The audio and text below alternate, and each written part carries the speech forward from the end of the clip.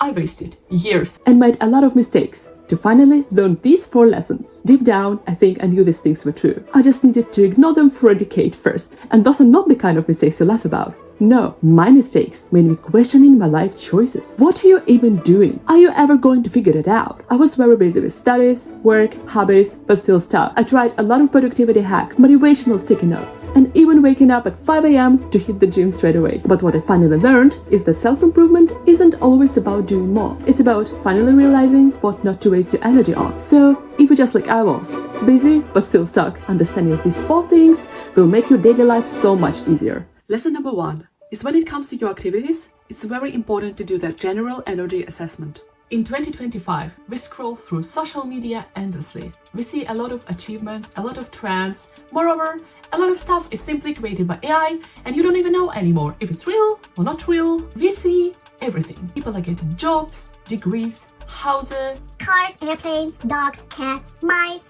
Therefore, it's easier than ever to fall into the trap of hunting for achievements for absolutely no reason. But whenever striving for something, just ask yourself, is this something I really want, or I would really like to be doing, or is it just for prestige? If you would like to switch careers, just think about how the average day at your new potential job will look like.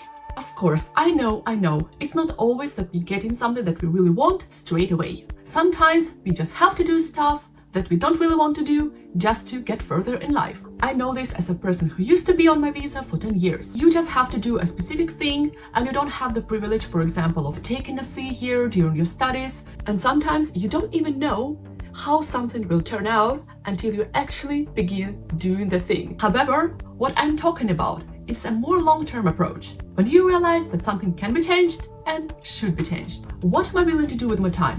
What gives me energy? What takes away my energy?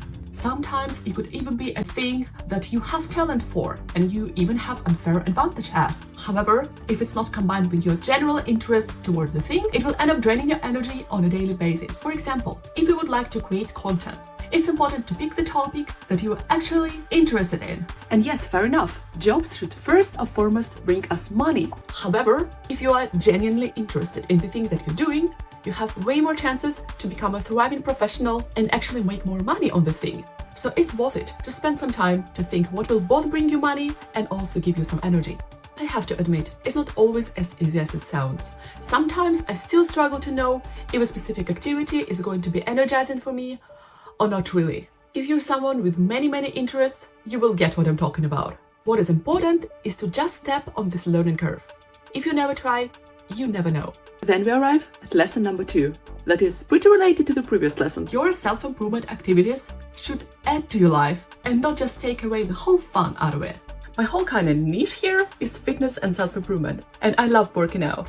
But when I used to work out almost every day, I was constantly fatigued and it was basically wasting my energy instead of me receiving it.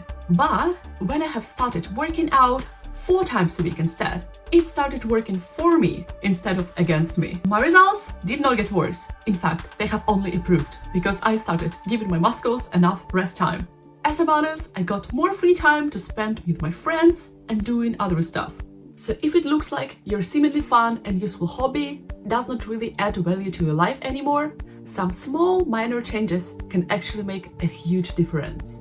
And then there is lesson number 3. Which I think was extremely important to learn.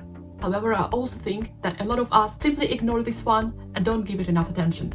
And this is learning to think critically in the right way. And it's not about criticizing everyone around you. No, it's rather about realizing the subjectivity of things. If you're watching videos like this one, I guess that you're really into self-improvement and you have the desire to learn new things. And I think this makes it even more important in order for you to not waste energy on your journey. For example, we are often presented the narrative that if someone has a specific status, it means that they are so experienced, so knowledgeable, and you should learn from them. And yet, even though it's true in many cases, it's way not always the case. Not everyone who has a specific status is really an expert. Why is this important to understand? This is because during your studies, work, and other activities, you will always be receiving criticism. And yes, it's often going to be a constructive criticism. However, just because the constructive criticism is important, obsessing over every comment that you're getting is not always the good idea. Sometimes you will be given a constructive criticism from a person who has a specific status. However, they are given this advice without knowing what is it like to be in your shoes. However, if and only if this person would appear in your situation, only then they would understand what you're talking about. Also, often, when you receive the seemingly constructive criticism, but with which you absolutely disagree, the natural reaction would be to give some arguments back. I would always give some arguments back why I think this is incorrect. However, even though I think it's very important to stand up for yourself, it's not always gonna support your energy levels. And here you should decide if this thing is worth fighting for. Or you can just drop it and move further. Just realizing that a lot of stuff is subjective and simply moving to the next thing will often spare you more energy. And then there is the very important lesson number 4. We should really not underestimate our experiences, something that no one can take away from you. I spent ridiculously much time worrying about some skills that I've been learning during my teenage years and university years that I'm not currently utilizing. But here is something you guys should really understand. Even if you end up not doing the thing, your skills and experiences will be useful in a lot of other areas of your life without you even realizing it. For example, I spent years studying mathematics, and even though I'm currently not working in this field, my background gave me some invaluable skills, like the ability to think very quickly or juggle multiple complex concepts at the same time.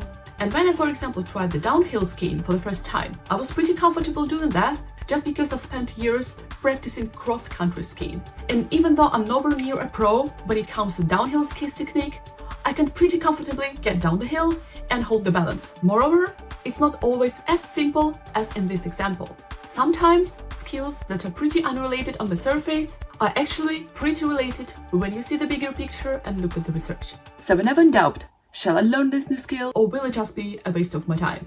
Think again.